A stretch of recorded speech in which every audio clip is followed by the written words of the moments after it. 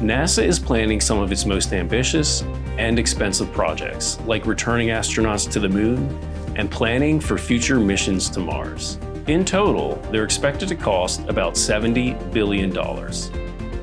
Today, we'll speak with one of our directors, Bill Russell. He led GAO's most recent report looking at NASA's major projects. We'll learn what they found, why it matters, and how NASA can use this information to keep their projects on schedule and on budget. So Bill, when we say major projects, what are we looking at?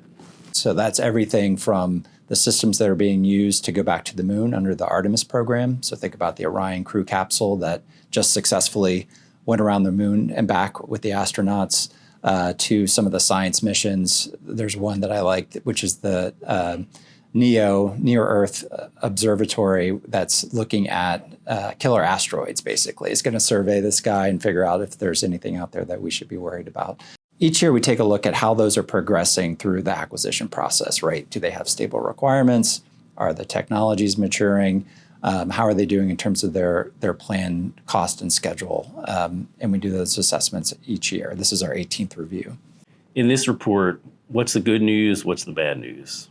The good news is most of the major NASA acquisition projects are performing well. They're staying relatively within their cost and schedule margins, which is good. The challenges have to do with the impact of recent changes to the workforce. So in 2025, NASA had a 22% reduction as part of the overall administration's efforts to shrink the federal workforce. It did have an effect. A number of those projects are trying to figure out exactly what that means. You know, if you lost engineers, how are you going to compensate for that, or another skill set?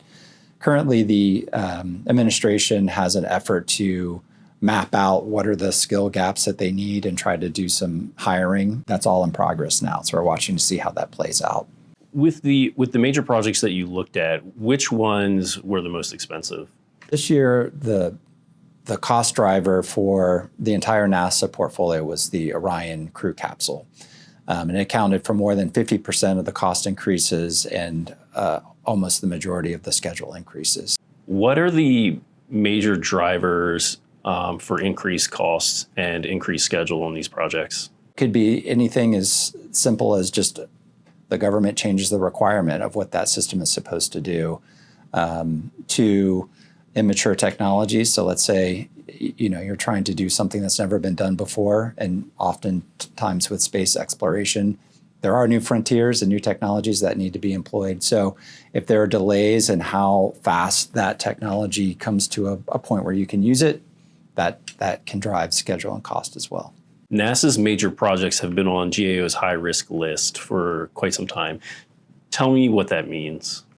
For NASA acquisition management, that means that NASA has a history of persistent cost and schedule growth with its major projects. And given, as you mentioned in the beginning, you know, it's a portfolio of about $70 billion worth of investment. So it's important that the taxpayer get good value for that money. So that's why it's been on the high-risk list for so many years. For NASA's major acquisition programs, what have they done to improve their process, and what could they do to improve their process even more? I think over the last several years, NASA's made an effort to implement some of our key recommendations. For example, we had recommended that anytime there is a new investment, a new capability upgrade, that you do a separate cost and schedule baseline, track it separately, run a project around it, and they agreed to do that. So that was one improvement. There's still a few areas where we'd like to see further efforts. One is around cost transparency. So for example, with the Artemis missions, it's hard to say what the total cost was of that. And given that there are going to be future Artemis missions to go back to the moon and beyond, it would be good to have a way to make those costs transparent. What are the major benefits of GAO's work here? Yeah, our value add is really to go in and take a critical look at what's happening inside each of these projects. A number of them are $2 billion plus investments, you know, that total up to this $70 billion planned investment portfolio. And so we're really going in to see what's working, what's not. Are there any trends that need to be dealt with at a policy level? Are there particular challenges within a project that we can highlight ultimately to see the best use of the taxpayer dollars that are going to them? What would you say the main takeaway is? The main takeaway is NASA is in the middle of a time of change. They've had changes to their workforce.